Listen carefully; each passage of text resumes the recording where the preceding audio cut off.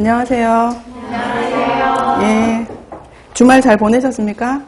어떠셨어요? 첫 주 공부하겠다고 작정하고 한 주 보내시고 좀 각오가 새로웠습니까? 별 생각이 없습니까? 오늘은 날씨가 엄청 덥죠? 많이 덥더라고요. 이제 이러다 보면 우리가 코트를 입으면서 헤어지게 됩니다. 이렇게 점점 가다가.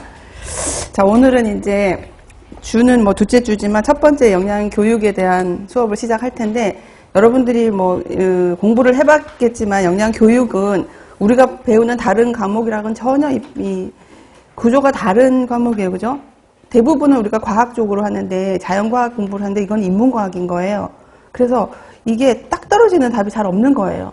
그래서 이해를 해야 되고, 제일 중요한 거는 문제를 풀 때 문제자가 뭘 원하는지를 우리가 간파를 해야 적절한 답을 낼 수 있을 만큼, 그동안 해오던 공부 패턴으로는 정말 이해가 안 되는, 우리 문과 계열, 이과 계열 이렇게 얘기하면서 좀 생각이 다르다라고 얘기를 하잖아요. 그죠? 그렇게 하는 것처럼 이게 왜 이러지? 왜 말이 이렇게 다를까? 고민이 많이 되는 부분이긴 한데, 뭐 그런 중에도 좀 웬만하면 규율을 잡아서 정확하게 공부할 수 있게끔 이제 자료들을 만들었으니까 참고하시면 될 것 같고, 또 교재들이 굉장히 이제 시중에 많습니다. 많은데 좀 달리 설명한 것들이 있어서 혼잡스러워요. 그래서 그런 것들을 정리를 해서 요약한 것이기 때문에 여러분들이 이제 고민을 좀 해야 되고, 또 하나는 작년, 재작년 해서 올해까지가 이 영양 교육의 중요한 어떤 이론 하나가 확 바뀌어 버렸었어요. 이 이론이 전혀 다른 패턴, 완전히 다른 건 아닌데 개념의 변화를 일으켰기 때문에 예전 책으로 공부를 하게 되면 이해가 안 되는 부분이 많습니다. 그래서 작년까지는 두 개 다를 비슷한 비중으로 두고 다 공부를 하자. 그래서 문제가 나와서 본인이 공부한 뭐 A, B가 있으면 1, 2라고 하는 개념으로 얘기를 하면 1로 공부했는 사람이 답을 하고 또 2로 공부했는 사람이 서로 다른 답을 해서 문제가 답이 틀려진다면 이의를 제기하기로 하자, 이런 마음으로 공부를 했어요. 어쩔 수가 없잖아요. 그죠? 왜냐하면 기존에 책방에 나와 있는 책들이 다 교과서인데 두 개가 서로 다른 개념인 거예요. 전혀.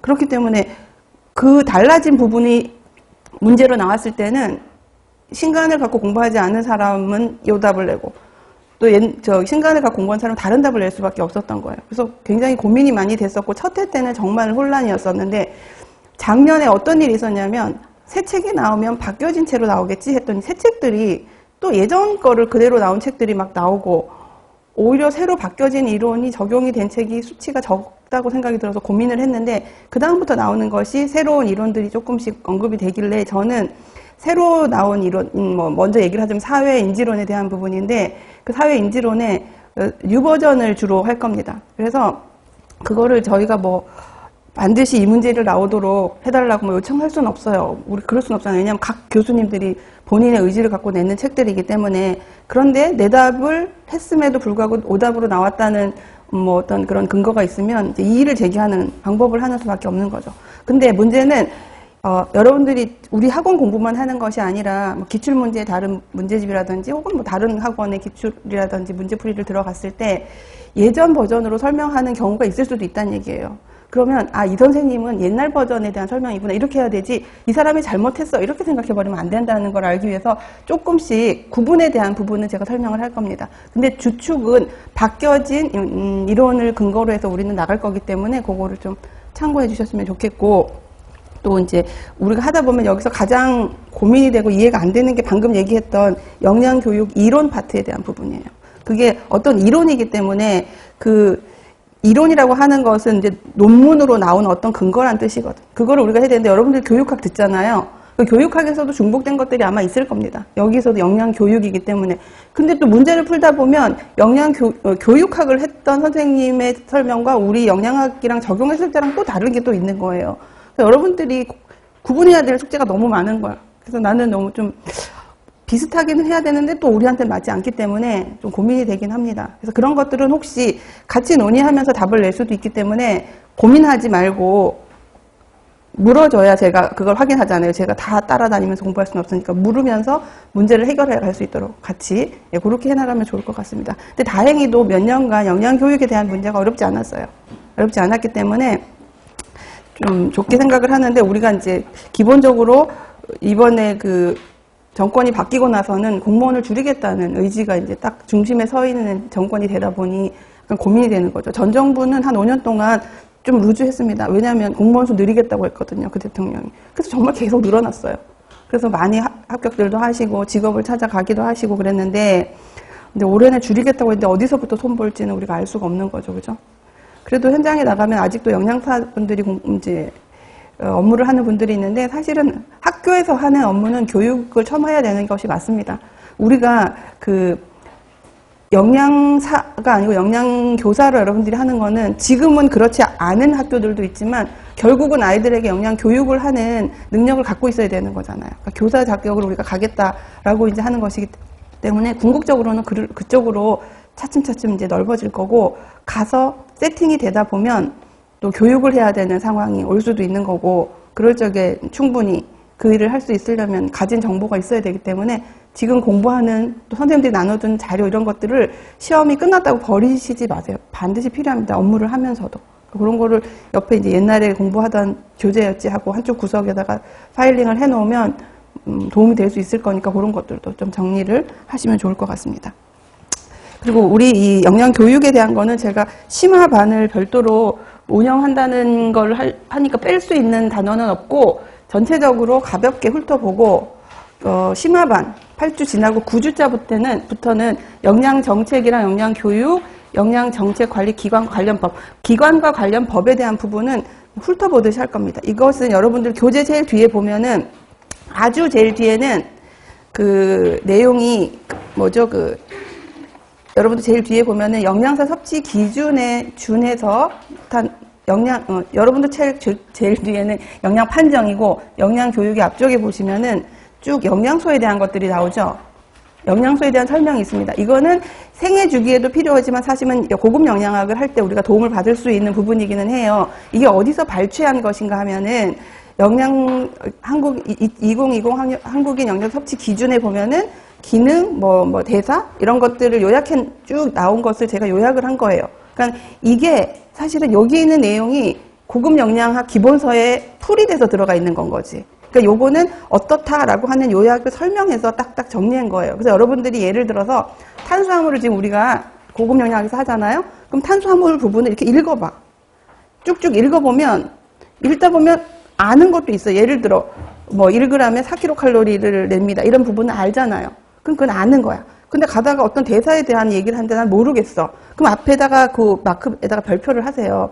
하고 내가 그게 거의 다거든요. 탄수화물에 대한 우리가 알아야 될 정보가 요약되어 있긴 하지만 그래서 내가 모르는 게 뭐였나를 그걸로 우리가 구분을 해볼 수가 있는 거예요. 그걸 가지고 고급 영양학을 공부하는 과정에서 알아지게 되면 내가 이거 알았어. X. 이렇게 하면서 내가 아는 것을 감정할 수 있는 겁니다. 그래서 그 부분은 수업 시간에 언급할 건 아니에요. 여러분들에게 참고하라고 뒤에 붙여놓은 부록 자료처럼 이해를 하시면 되니까 그렇게 보시면 되고 여기 영양정책 관련 기관은 우리가 좀 훑어볼 거고 법까지는 보지 않을 건데 왜냐하면 여러분들 영양교육하다 보면 법이 엄청 많이 나와요. 그리고 국민 무슨 법, 건강증진법 막 이런 게 나오는데 거기에 준해서 뭐가 만들어졌다 이런 거 할 때 그 법에 어디에 있는지를 뒤에다 붙여놨어요. 그러니까 여러분들이 굳이 막 인터넷으로 법이 도대체 어디 있어 막 찾지 말고 뒤에 있는 것들이 있으니까 거기 가서 우리가 해야지 되는 법, 우리가 해야지 되는 기관들 대부분 우리가 주로 많이 언급되는 기관은 보건복지부가 주로 많이 될 거고 식약청 많이 언급할 수 있고 교육부 많이 나가겠죠. 그죠? 그러니까 그런 부서에서 만들어진 어떤 법들, 그들의 규정들 그런 것만 요약을 했기 때문에 하다가 뒤에 참고하는 부분들로 이해를 하시면 됩니다. 그리고 관련되는 어떤 사업들이 있어요. 그 사업 같은 것도 있죠. 그거는 우리가 꼼꼼히 볼 거예요. 그러니까 그 부분은 심화반에 가서 할 거니까 이제 우리가 하는 것은 1번부터 8번까지 할 텐데 시간이 여의치 않으면 8번을 넘어갈 수도 있다. 이렇게 이해를 하시면 될 것 같아요. 심화반으로. 어쨌든 시간을 맞춰서 쭉 진행할 테니까 여러분들이 궁금한 것들 사실은 이 질문을 했을 적에 이것이 딱 맞아요 라고 답하기가 가장 애매한 게 그냥 교육이긴 합니다. 그렇기 때문에 이제 그건 여러분들이랑 같이 고민할 텐데 한 3년 동안 이 교재가 업그레이드가 되고 이제 업그레이드라고 하는 것은 기본 교재가 기본서들이, 시중에 나오는 기본서들이 교정이 많이 된 것들을 참고로 했기 때문에 이제는 비교적 안정됐어요. 내용들이. 그러니까 여러분들이랑 소통이 원활할 수 있을 거라 제가 생각이 들기 때문에 편하게 질문해 주시고 학습하시면 될 것 같습니다. 되셨죠? 그죠? 예. 수업을 이제 진행할게요. 오늘은 이제 처음에는 영양교육의 개요에 대한 얘기를 할 겁니다. 그리고 그 다음번에 우리가 가장 어렵게 생각하는 영양교육의 이론을 다 하지는 못할 거고 어느 부분까지 할 건데 여러분들이 하다 보면 여기서 가장 어렵게 생각하는 부분이 2번에 해당하는 부분 3번 그 다음에 7번 뭐 이 정도가 조금 어렵습니다. 그 부분이 어렵다기보다는 외울 게 좀 있고 이해를 좀 심각하게 해야 되는 부분들이 있는 부분들이니까 그 부분 할 때는 좀 고심하고 아니면 예를 들어서 미리 학습을 좀 하고 온다거나 그러면 도움이 좀 될 수 있겠죠. 그죠? 자, 그래서 이제 수업을 시작할게요. 자, 5페이지 영양교육의 개요라고 하는데 우리가 이 교재 내용을 보시면 영양교육이라고 하는 것은 우리가 하는 내용이 크게 두 가지예요. 하나는 뭐냐면 대중을 상대로 하는, 대중이라는 것은 굉장히 큰 대중도 있지만 소규모도 우리가 대중이라고 볼 수가 있어요. 그런 영양교육이라고 하는 그룹 영양교육이 있고 또 하나는 개별적으로 1대1을 상담이라고 얘기를 합니다. 그 두 가지가 이 책을 구성하고 있어요. 그래서 더 가장 많이 되어져 있는 것은 집단을 대상으로 하는 영양교육이 우리 교재의 한 3분의 2에 해당하는 것이라 볼 수 있고 영양상담, 개인 대 개인으로 1대1 영양교육을 받는 부분이 영양상담에 해당하는 부분이다라고 보시면 됩니다. 그것에 대한 개요만 간단히 교재를 통해서 보고 넘어가도록 할게요. 자, 영양교육이라 함은 개인이나 집단이 바람직한 식생활을 실천하는 데 필요한 지식이라 그래서 나얼리지를 이해하고 지식을 이해하고 학습한 지식을 식생활에서 실천하려고 하는 태도는 마음먹기를 얘기하는 거야. 나 이게 고쳐야겠어. 할 거야. 라는 마음가짐을 얘기를 하고 그렇게 변형을 한 다음에 스스로 행동, 비헤이비어라고 해서 움직여지는 것이 쭉 연결되게 도와주도록 정보를 주고 지원해 주는 것을 우리가 영양교육이라고 합니다. 이 중에서도 특별히 개인이 하는 것을 우리는 영양상담이라고 구분을 하려고 한다고 이렇게 이해를 하시면 되는 거죠.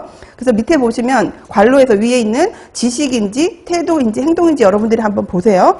올바른 식생활을 위한 지식과 기술을 정보를 주는 것을 우리가 지식에 해당하는 거예요. 그죠? 지식이고 현재의 식생활 개선에 대해서 흥미 유발, 개선의 의욕, 나 이게 고쳐야겠어. 이거 괜찮네. 이렇게 마음을 바꾸는 것을 우리는 태도라고 얘기를 합니다. 별거 아닌데도 이 개념이 계속 반복되기 때문에 여러분들이 꼭 기억을 하시고 이 숙지를 하셔야 돼요. 그 다음에 식생활 개선의 실천에 대한 지속 또는 습관화된 실천의 행위, 이제 행동으로 바뀌어서 마음만 먹은 것이 아니고 행동으로 나간다. 그래서 비헤이비어, 지식, 태도, 행동. 그래서 우리가 이것을 KAB라고 이렇게 얘기를 합니다.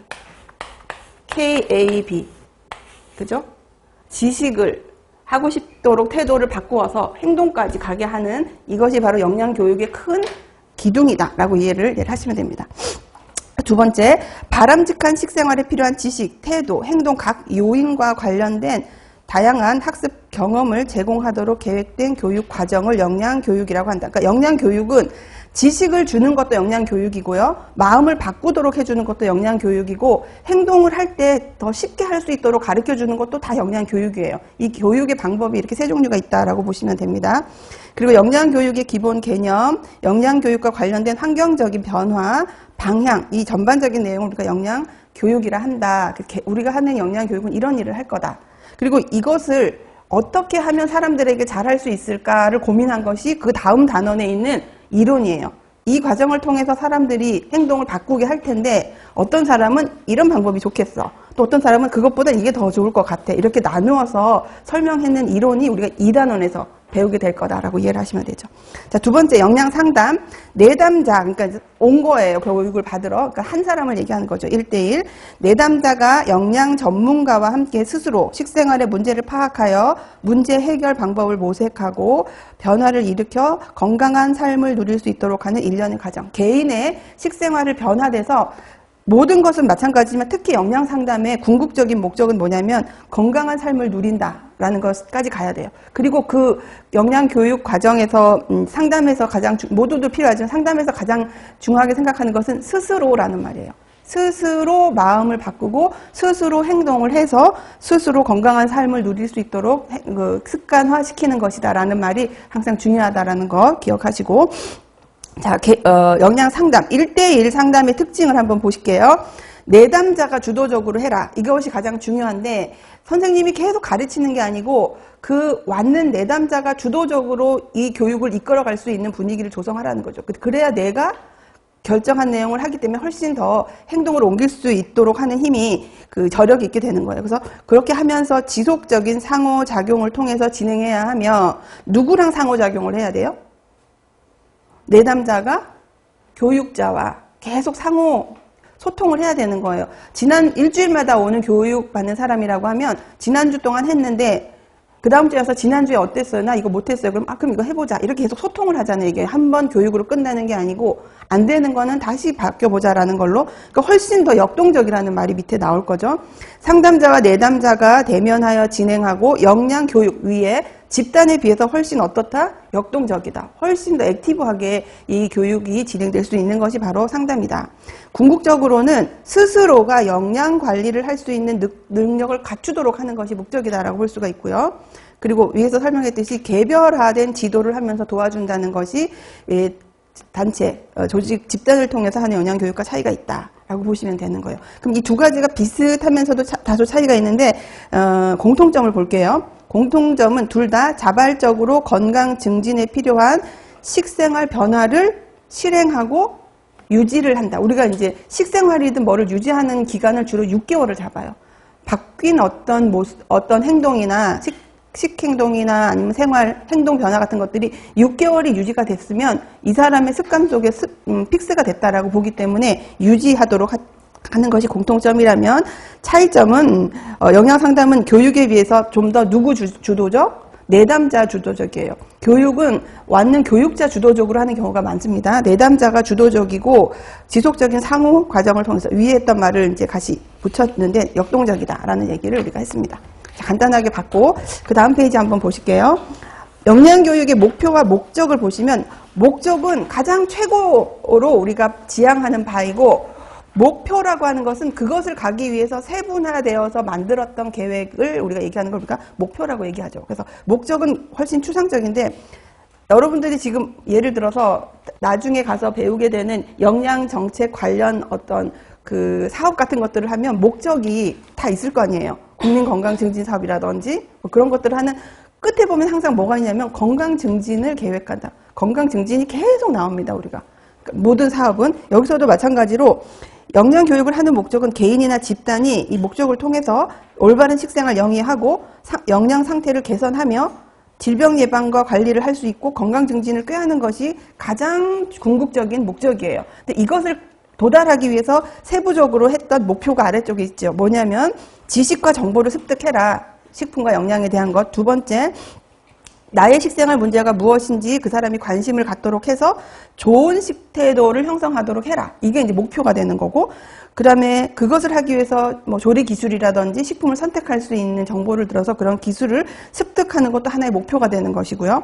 건강한 식행동을 습득한 후에 유지하는 것도 목표가 되는 거죠. 그래서 목표를 잘 이루다 보면 목적에는 저절로 도달해가는 경우가 되게 많아요. 그렇지만 이게 우리가 두 개로 나눠서 구분을 할 필요가 있는 거죠.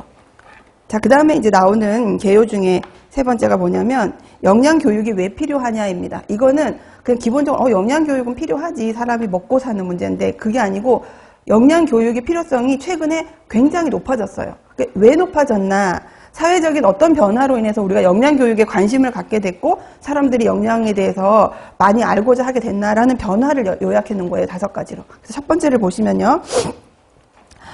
인구 사회적인 변화가 있더라. 2가지로 나누었는데 인구 구조의 고령화가 있고 또 사회적인 변화 2가지가 인구 사회적인 변화라고 얘기를 했습니다. 그래서 뭐가 변했냐면 일단 여러분 알다시피 사회적인 문제가 우리가 저출산 그리고 기대 수명은 또 증가를 해요. 많이 낳지 않는데 오래 사니까 어떤 인구가 늘어납니까?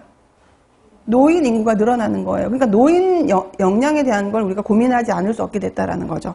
그래서 저출산과 기대 수명의 증가를 하게 되면 건강 수명을 증가시키기 위한, 건강 수명은 그냥 기본적인 생리적인 수명이 증가하는 것과는 다른 거죠.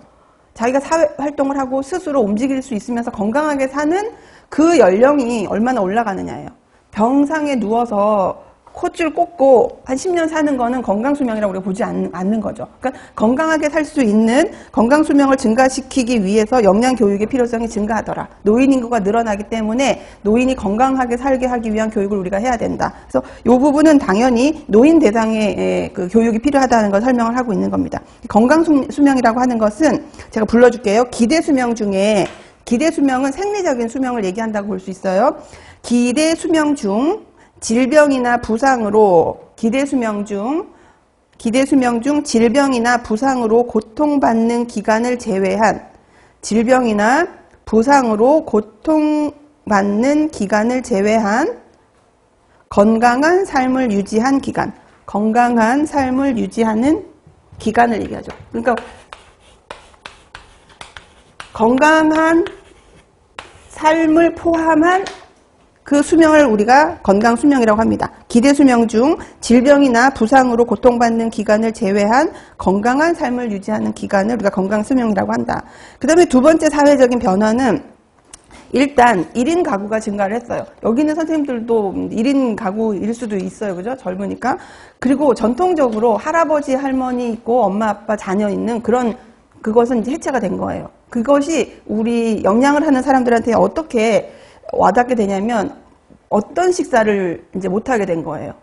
가정식을 못하게 된 거죠. 대부분이. 그러니까 가정식의 중요성이 감소가 돼요. 중요성은 크지만 실제적으로 그런 행위를 하는 가정이 적기 때문에 그 중요성이 감소가 되고 있고, 그래서 식생활의 중심이 예전에는 가족 중심이었는데 이제 개인 중심으로 이동을 하는 사회가 됐다는 거예요. 그래서 교육 대상자가 음식을 준비하는 전통적인 가구에서는 엄마를 교육시키면 돼. 엄마한테 이런 게 좋아요. 가족들한테 주세요 하면 됐는데 이제는 차리는 사람이 각 개인이 됐기 때문에 주부만 하는 것이 아니고 세대 구성원 모두에게 우리가 교육을 해야 되는, 세대 구성원 모두가 교육 대상자가 되는 시기가 됐다라는 것의 변화를 보시면 됩니다. 그리고 1인 가구 건강 관리의 중요성이 이제 증가됐죠. 1인 가구가 많아졌기 때문에 우리가 그분들한테 1인 가구는 영양적으로 나빠질 수 있기 때문에 모두 가정으로 돌아가세요 이렇게 할 수가 없죠. 흐름을 타면서 우리는 거기에 걸맞는 영양 시스템을 만들어주기 위해서 애를 써야 된단 말이에요. 그래서 1인 가구의 중요성을 증가로 맞춤형 영양교육의 필요성이 증가하는데 영양 불량 위험률이 높은 집단이 생성이 됐어요. 여러 개가 있는데 가장 높은 집단은 1인이면서 위험률이 가장 높은 집단은 어떤 가구일까요? 1인 노인 가구예요. 1인. 할아버지 혼자 사시거나 할머니 혼자인데 둘 중에 누가 더 문제일까? 할아버지, 남자 노인이 혼자 사는 거는 굉장히 문제가 있습니다. 그래서 제가 한 20년 전쯤이에요. 그때 TV를 봤는데 보건소에서 일본은 우리보다 훨씬 먼저 고령화가 됐잖아요. 그러니까 혼자 사는 남자 노인이 많은 거예요. 그 지역사회에 있는 남자 노인들을 보건소에서 불러서 요리를 가르쳐요. 무료로. 해 먹으라고. 자꾸 사 먹고 굶고 하다 보니까 그런 것들을 하도록 이렇게 유도를 하더라고요. 그래서 우리나라도 이제 보건소 같은 데서 그런 영양 교육을 실시하면서 혼자 사는 남성들도 먹도록 하는데 우리는 아직 그 교육은 안 하고 뭐가 활성화되어 있냐면 반찬을 가져다 주는 거 있죠. 구청이나 어떤 단체에서 혼자 사는 노인들 명단에 따라서 일주일씩 밑반찬을 이제 무료로 제공하는 곳은 있어요. 그래서 먹도록 혼자서 먹을 수 있게 해준다. 그런 것들도 직접적으로 제공하는 하나의 교육이라고 볼 수가 있습니다. 이렇게 인구 사회가 변화하면서 영양 교육의 필요성이 증가되고 있는 원인 하나. 두 번째는 식생활 환경이 변화됐습니다. 아까 얘기했듯이 1인 가구가 증가를 해서 가정식의 중요성이 떨어지기도 했지만 또 하나는 식품 산업이 워낙 발달을 했어요. 기술이 발달을 해서 너무 맛있는 것들이 많이 가까운 곳에서 판매를 하고 있습니다. 그렇기 때문에 가정식의 중요함이 점점 감소되고 있고 또 하나는 외식 산업이 이제 막 국제화가 돼갖고 퓨전으로 막 나오기 시작을 했어요.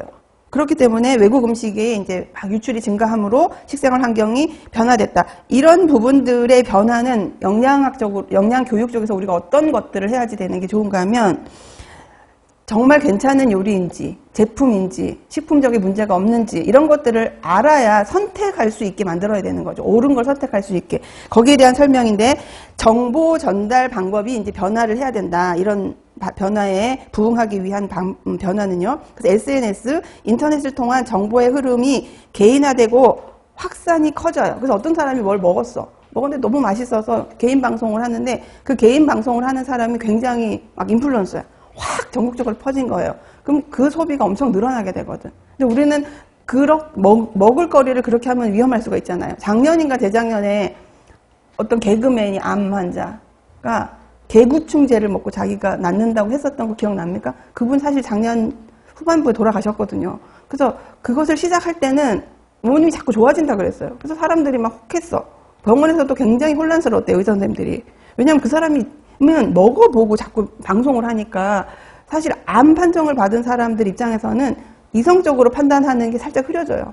그러면서 뭐가 좋다고 하면 뭐든지 다 하고 싶어지고, 저도 예를 들어서 건강검진을 해서 뭐가 뭐 콜레스테롤 수치라든지 뭐 이런 비만 이런 것들이 수치가 올라가면 TV 보고 있으면 뭐가 좋다는 얘기하면 혹해요. 내가 이걸 가르치는 사람임에도 불구하고 사 먹고 싶어지는 거야, 막 마음에서.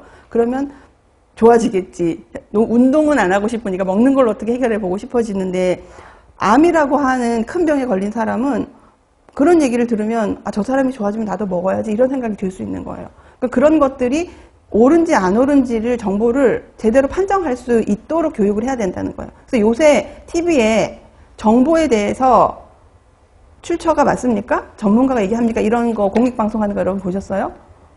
못 보셨어요? 그거를 작년 한 1월부터 공익 광고를 하는데 막 수컷수컷하면서 무슨 카드라 방송을 한대 막 이렇게 하면은 옆에서 어떤 남자가 툭 나타나서 그 출처가 공정한 것인지 봤습니까? 이렇게 설명을 하고 또 어떻게 하면은 뭐 병이 좋아진대. 그러면 그것이 과학적인 근거가 있는 걸 확인하셨습니까? 이렇게 이제 하면서 이거는 정보를 확인해야 된다는 걸 계속 이제 알려주더라고요. 너무 그런 피해가 많아지고 있기 때문에. 그래서 우리가 거기에서 뭐가 필요하냐면 검증이 필요하다는 얘기를 해요. 그 정보가 정말 옳은 것인지의 검증이 필요하다.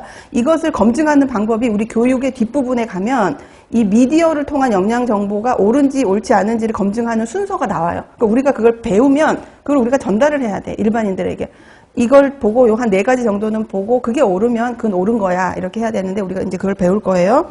그래서 이걸 통해서 그 정보에 무엇을 알고 싶은 건가 하면 신뢰를 갖도록 해야 되는 거죠. 검증을 통해서 신뢰를 확보해야 된다라는 것까지 옆에다 하나 적으시면 될 것 같아요. 또 하나 어떤 변화가 있느냐, 우리 이 사회가 식문화가 변화하더라. 위에서 했던 것처럼 핵가족 1인 가구가 증가를 해서 가정 외 식품 섭취 비중이 증가합니다. 여러분들도 많이 시켜 먹죠? 안 시켜 먹습니까? 요즘 그 앱에서 다이렉트로 막 오는 거, 저는 그게 활성화된 지가 한 2, 3년 됐죠? 근데 저희가 한 1년 전에 그걸 알은 거예요. 너무 놀랐어요. 너무 별천진 거야. 내가 한 번도 안 가본 곳인데도 주문을 하면 이제 택배비만 내면 오잖아요. 그래서 그걸 제가 알게 된 거는 저희 집에 친구가 이제 놀러 왔는데, 아딸 친구가 놀러 왔는데 그 친구가 엄마가 이제 간식을 우리 집으로 보내주겠다는 거지. 그래서 통닭이 왔어요. 근데 너무 맛있는 거 내가 먹어보지 않은. 그래서 내가 그 딸내미 친구한테 누구야 너 엄마한테 이 집이 어딘지 나를 좀 알려달라고 해줘봐. 좀 더 시켜 먹게. 그렇게 얘기를 했는데 엄마한테 전화를 하니까 엄마가 모른다 그러더래. 그 집이 어딘지를. 그래서 나는 너무 이해가 안 되는 거예요. 이거는 주문이라는 건 그때까지만 해도 내가 어떤 집인지 알고 전화를 걸어서 저 오시면 돈을 드릴게요. 받아서 그 자리에서 돈 주는 것만 계속 살았던 거지. 2022년까지. 그렇게 22년 초반까지는. 근데 모른다고 하니까 살짝 서운한 게 안 가르쳐 주고 싶은가? 이 엄마가? 그 생각을 한 거야. 왜 매장 이름을 안 가르쳐 주지? 그랬는데 그 엄마도 매장 이름 보지 않고 그냥 앱에서 요거를 그냥 시켰기 때문에 자기가 그걸 알아보려면 들어가서 확인하고 위치 뭐 이런 걸 전혀 모르는 게 맞았던 거지. 그래서 우리 딸이 엄마 요새 이걸 모르다니 하면서 깔아줬는데 너무 좋은 거야. 완전 별천진 거예요. 밤 12시가 돼도 뭐가 오고, 저는 주부니까 가장 중요한 게 반찬이 떨어졌을 때 즉각적으로 온다는 거지. 내가 뭐 반찬 가게 가지 않아도 되고. 그래서 이런 삶에 지금 가면 안 되는데 내가 여기 서 있으면서 아무튼 그런 편리한 세상이 되고 있다는 거죠. 그래서 이런 가정 외식품이 전부 다 비중이 증가하고 있다는 것이고, 그래서 굉장히 이렇게 다양하고 풍족한 식품 환경, 어디 가도 다 음식은 많습니다. 그런 것들에서 어떤 식품을 선택하신가가 매우 중요해지기 때문에 선택에 대한 교육이 필요성이 증가되고 있다라고 이해를 하시면 됩니다. 그래서 올바른 식품 선택 교육에 대한 걸로 이해를 하시면 돼요. 3번은 올바른 식품 선택 교육. 자, 이제 올바른 식품 선택 교육을 하면 좋겠다.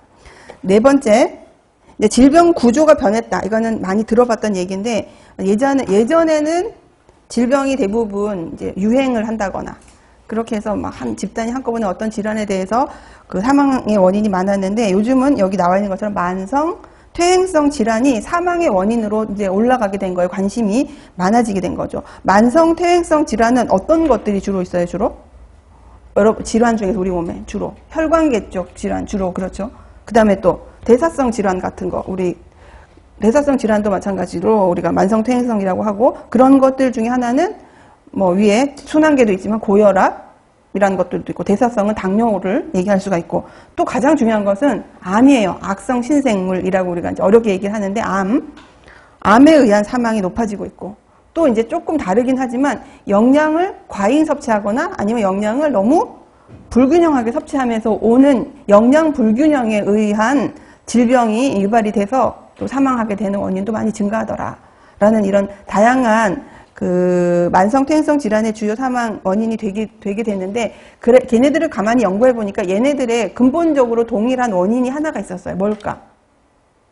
이 문제들이 원인을 다 모았을 때 가운데 들어가는 공통 분모로 들어가는 원인이 있다는 거죠. 식생활이었습니다. 식생활.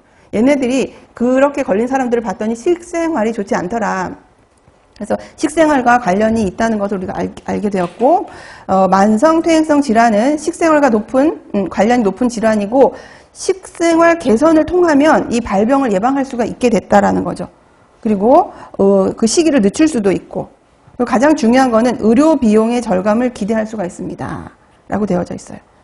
그래서 이제 영양 교육을 통해서 건강에 좋은 식품을 선택할 수 있게끔 우리가 해야 되는데, 이 과정에서는 어떤 교육이 필요한가 하면 질병과 영양 관리예요.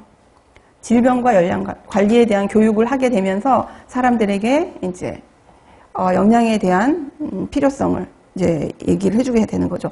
그리고 우리도 지금 나라에서 보면은 당을 낮추고, 당하고 또 뭐를 저감화시켜요?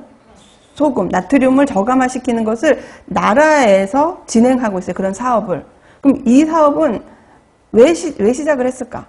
조금 이제 냉정하게 본다면, 우리가 이제, 나라가 국민들의 건강을 위해서 굉장히 다양한 사업들을 하는구나. 건강하게 살게 하기 위해서. 그것이 1번이겠죠, 물론. 두 번째는 뭐냐면, 국민건강보험공단에서 지출되는 돈을 봤더니 이런 질병에 너무 많이 가는 거예요. 그러니까 이것을 미연에 방지를 해서 건강보험공단에서 나가는 의료비를 줄이기 위해서 진행하는 것도 하나의 이유가 됩니다. 지금 건강보험료가 계속 올라가잖아요. 나가는 게 훨씬 많기 때문에 그렇거든. 그러니까 그러면 가지고 있는, 잠재되어져 있는 위험성들을 낮추기 위해서 아주 일찍부터 건강관리를 시작을 합니다. 요즘 초등학생들도 여러분들 건강 하는 거 보면 악력 검사 같은 거 이런 거에서 근력 검사도 하고, 예전에 우리가 어릴 때 하지 않았던 검사를 아주 어릴 때부터 해요. 그래서 어릴 때부터 얘가 어디에 취약한지 이제 밝히고, 그것을 위해서 어떤 영양을 공급해야 되는지 또 알려주고, 이런 과정을 계속 이제 거쳐가고 있다. 그래서 여기서는 우리가 4번에서는 질병과 영양 관리에 대한 교육이 필요하구나라고 보시면 되고, 5번째는 이 모든 것들을 통해서 국가 영양 정책이 발전하고 있다라는 것이 있습니다. 그래서 첫 번째 보시면 국민 건강 증진에 대한 관심이 증가하게 되면서 국민건강관리법이 2010년에 제정이 됐어요.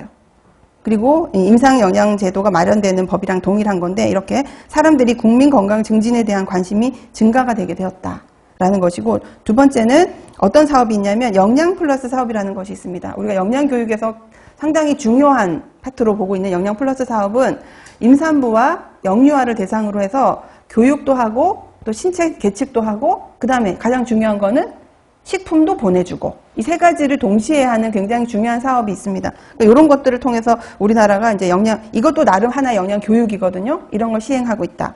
세 번째, 학교 영양 교육의 활성화. 영양교사가 배치가 됐습니다. 2006년에.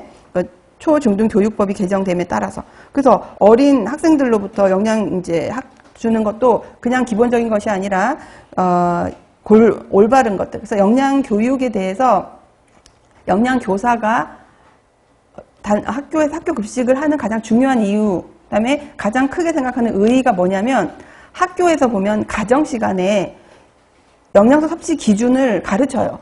2학년 가정 파트에 보면은 작년까지는 2015년 걸 가르쳐서 선생님이 수정해가지고 이제 학교에서 가르쳤다고 하는데 20년 걸 올해부터는 바뀌겠다는 생각이 들어. 근데 굉장히 디테일하게 배워요. 여러분들이 2020년으로 바뀌었을 적에 바꿔 외워야 될 것들이 좀 많았잖아요. 그런 것들을 중학교 2학년 애들이 다 알아요. 걔네들이 그 교육을 다 해. 하고 몇 년마다 바뀌는지, 이것이 어떤 법에 준해서 바뀌어지는지를 다 하고 있어요. 그리고 어떻게 먹어야 되는지에 대한 거, 그리고 영양소 섭취 기준에 있는 자전거, 그죠? 식품 구성안, 이거 다 배워요, 중학생이. 그렇게 가르치고 있단 말이지. 그러니까 그거를 사실은 제가 볼 때는 그 영양교사가 가르쳐야 되는 게 맞는데 지금은 가정시간에 그걸 하고 있더라고요. 그러면 문제는 뭐냐면 얘네들이 막 배워, 교실에서 선생님이 가정시간에 이렇게 먹어야 돼, 균이 뭐 5개가 있대, 뭐 그런 걸로 쭉 해갖고 하루에, 그리고 너희들은 우유를 2컵 이상 마셔야 돼, 이런 걸 다 배우는 거예요. 시험도 쳐요, 그걸로. 심지어. 그렇게 했는데 급식이 그렇게 안 나오면 되겠어요? 안 되잖아. 그렇기 때문에 영양교사가 급식을 차려주는 것의 교육적인 의미는 이론적으로 배운 것을 실제 급식으로 학생이 받아본다는 의미예요.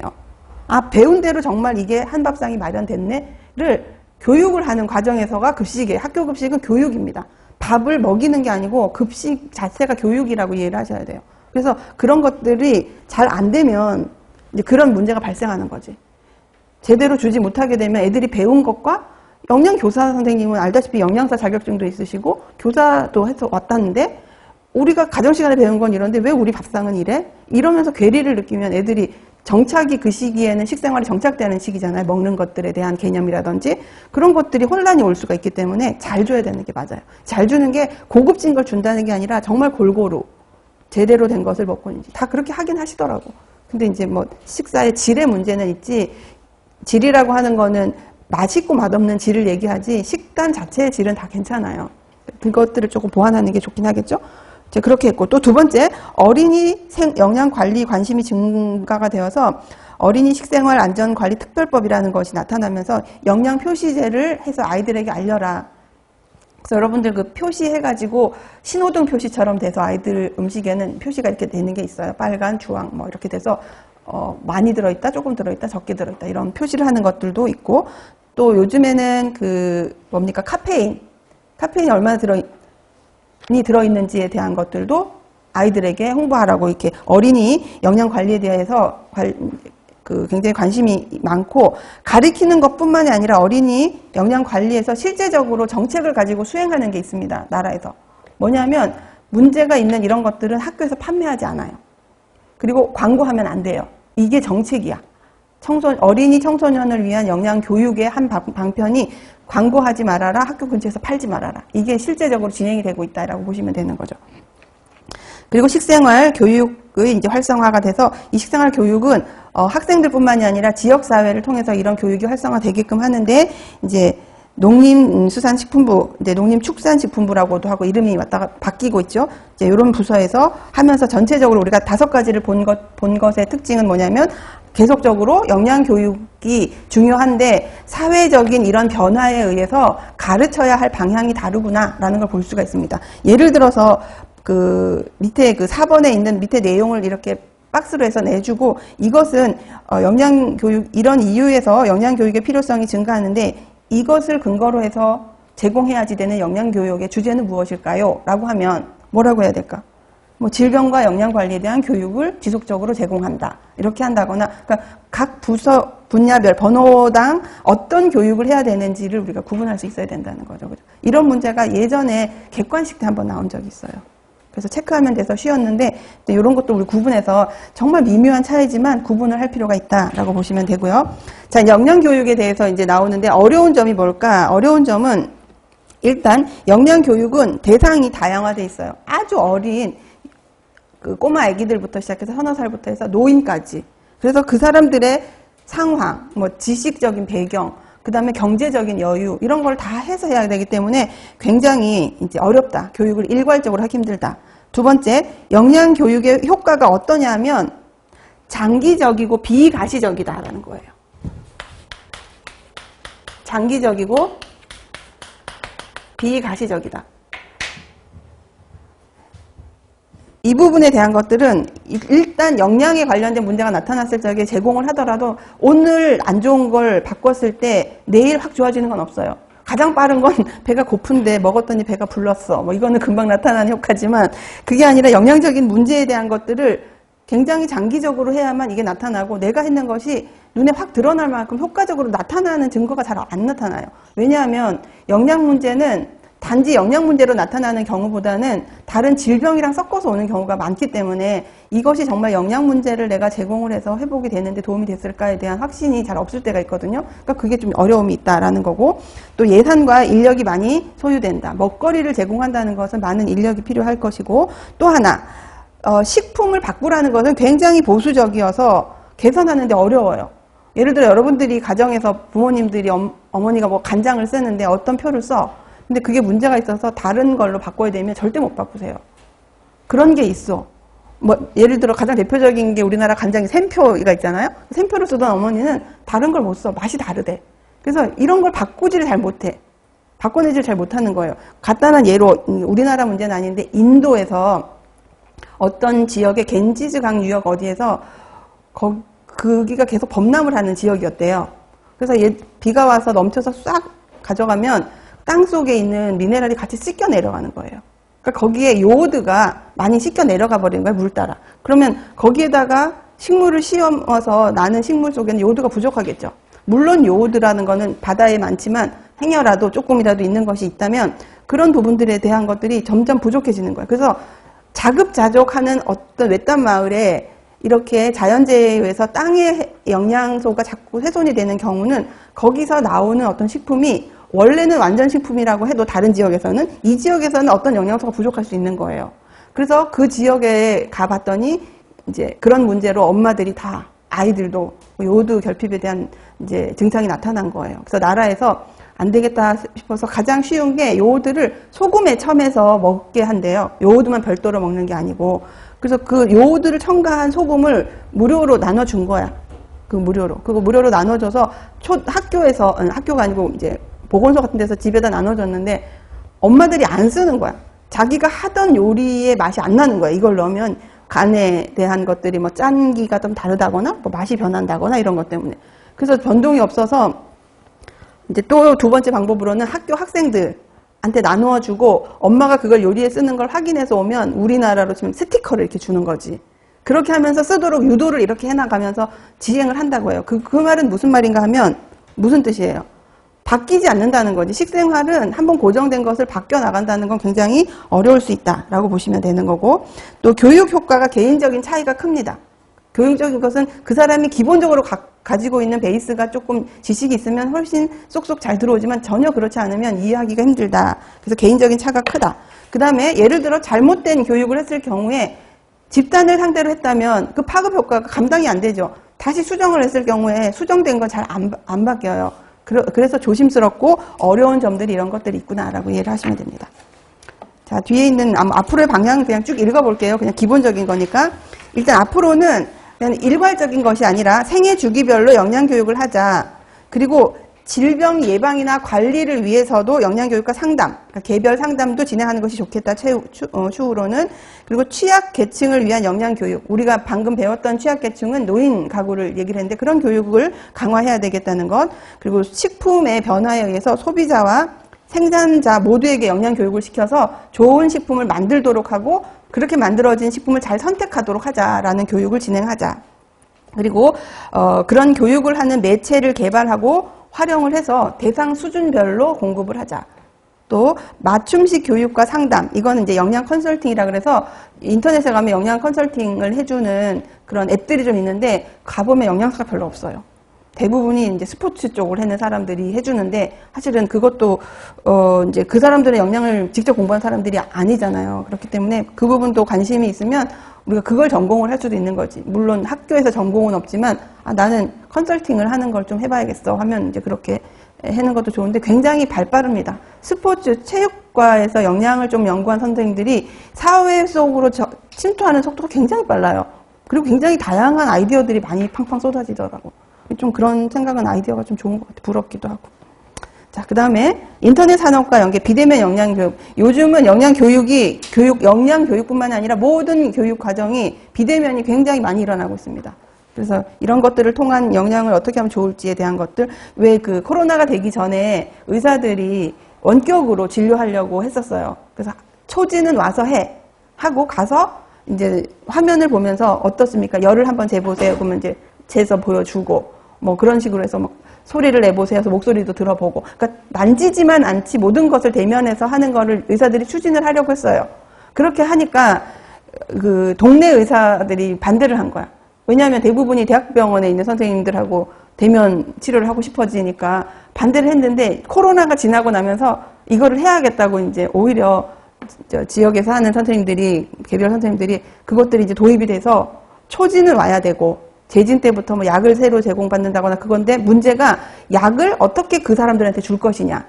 가 문제인 거예요. 그래서 또 약사협회에서 또 반대를 또 하고 있고, 그러니까 뭘 하나 바꾸려면 이익 집단들이 그거를 이제 기존에 있던 자기의 어떤 혜택을 놓치지 않으려고 반대가 굉장히 많더라고. 특히 의료계 쪽에 그런 게 많아요. 또 요즘은 간호사들이 또 막 데모를 또 많이 하고 있잖아요. 본인들의 영역을 조금 더 의사가 할 수 있는 영역까지 넓히기 위해서. 그게 뭐냐면 코로나를 하면서 이제 간호사들의 업무가 중해졌다는 걸 알았고, 의사가 없는 지역에는 간호사들이 가서 약간 의사가 할 수 있는 어느 부분까지 할 수 있었었거든, 그때는. 위기 상황이니까. 그러니까 그런 것들을 발판으로 이제 간호사협회에서 그렇게 하려고 그러는데, 간호조무사랑 의사협회에서 또 막 반대하고 삭발식 하고 막 그러고 있더라고요. 우리도 누가 우리 밥그릇 찾으려고 그러면 누가 머리를 좀 깎아봐. 내가 깎을까? 아까 그것을 뺏기지 않으려고 애를 써야 되는데 우리 너무 다 착한 것 같아. 큰일 났어. 자, 그 다음에 영양교육의 효과, 개인의 식품 구입 실천, 자원 관리를 통해서 안전과 질을 확보하여서 건강하게 신체적 활동을 할 수 있도록 하는 교육을 할 수 있도록 하자. 그 다음에 조직, 환경, 정책의 변화를 유도하고 이는 개인뿐 아니라 식품 안전에 영향을 주기도 한다. 아까 했던 정책은 개인이 하는 것은 아니죠. 나라에서 해줘야 돼요. 그러니까 그런 것들을 통해서 더 효과적이 될 수가 있고, 또 서로 상호작용하면서 질을 향상시키고, 여기서 서로 상호작용의 가장 대표적인 것은 식품을 만드는 사람과 소비하는 사람이 상호작용을 해야지 된다는 거예요. 그래서 식사 질을 향상시켜서 활동력과 건강, 식품 안보를 이뤄내면서 독립성을 확보하는 것이 좋겠다라는 걸로 이제 정의가 되어져 있죠. 기초 부분이었기 때문에 제가 조금 시간을 할애를 해서 했고, 자, 이제 영양교육 이론에 대한 부분을 개요만 살짝 설명하고 수업을 잠깐 쉴게요. 이건 우리가 했던 거고요. 자, 영양교육의 이론 첫 번째 보면 이 그림만 제가 설명을 하려고 해요. 우리가 하려고 하는 이론이 여기에 다 들어 있습니다. 그래서 영양교육의 이론은 어떻게 접근하면 되냐면 왜 이런 이론이 만들어졌을까예요. 왜 학자들이 영양교육, 이제 영양이라는 말은 우리가 영양 쪽이기 때문에 영양을 붙인 거예요. 교육학자들이 왜 이런 이론들을 했을까라는 거를 하는 건데, 첫 번째 보면은 개인의 문제를 해결하면 이 사람의 행동이 바뀔 거야 라는 생각을 가지고 만들어낸 이론이에요. 그래서 간단히 설명을 해보면 건강신념 모델이라고 하는 것은 이 사람이 좋은 행동을 하지 않는 이유는 몰라서야 이거예요. 그럼 어떻게 해야 돼? 알려주면 바뀔 거야 라는 아주 기초, 제일 초기에 발달된 이론이에요. 그래서 이 사람이 이런 식으로 이런 행동을 한다는 이유는 이것이 나쁜 행동인지 모르기 때문에, 좋은 행동인지 모르기 때문에 안 하는 거기 때문에 내가 알려주면 할 거야 라는 이론인데, 해보니 알아도 안 하는 사람들이 생기는 거예요. 그래서 좀 복잡하게 만들어진 것이 합리적 행동이론, 계획적 행동이론인데, 합리적 행동이론에 약간 불편한 게 있어서 계획적 행동으로 발전한 거라, 요 이론은 계획적 행동 이론 위주로 공부를 하게 될 겁니다. 그래서 계획적 행동 이론은 이 사람이 알게 됐지만, 그리고 하고자 하는 의지까지 생겼어요. 의지가 생겼다는 것이 합리적인 행동 이론이야. 예를 들어서 담배를 피면 안 돼. 담배는 몸에 안 좋아. 이걸 가르쳐줬어. 그걸 가르쳐주면 얘가 안 필 줄 알았는데 피는 거예요. 그래서 막 꼬셔서 안 펴야 건강해져. 이렇게 얘기를 해서 얘가 안 펴야 되겠네. 이렇게 마음을 먹게 만드는 의도를 바꿔주는 것까지를 이론에 집어넣은 것이 합리적 행동 이론이에요. 나 바꾸고 싶어 라는 마음. 아까 우리가 했던 것에서 태도.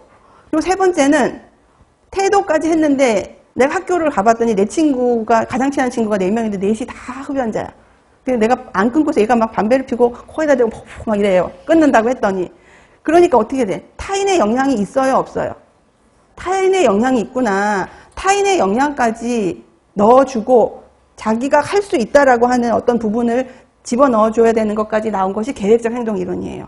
그러니까 제일 처음에는 몰라서, 두 번째는 하고 싶은 마음이 생기도록, 그리고 두 번째는 다른 사람들에 대한 어떤 영향까지 고려한 것이 그 계획적 행동 이론이고, 행동 변화 단계 모델은 이렇게 사람을 바꾸는 것도 있지만 사실은 이거는 개념적으로 이 사람이 행동을 바꾼다고 생각을 하고 이렇게 봤더니 단계적으로 바뀌는구나 라고 해서 다른 이론과는 조금 다른 개념이긴 한데, 처음에 전혀 생각이 없다가 생각이 좀 있다가 좀 준비를 좀 하다가 행동하다가 유지가 됐네, 이런 과정이 있구나, 사람이 행동을 바꿀 때는 이런 과정이 있구나를 알려주는 것이 행동 변화 단계 모델이에요. 이거는 자세히 보면 사실 개인 안에서의 흐르는 흐름이죠.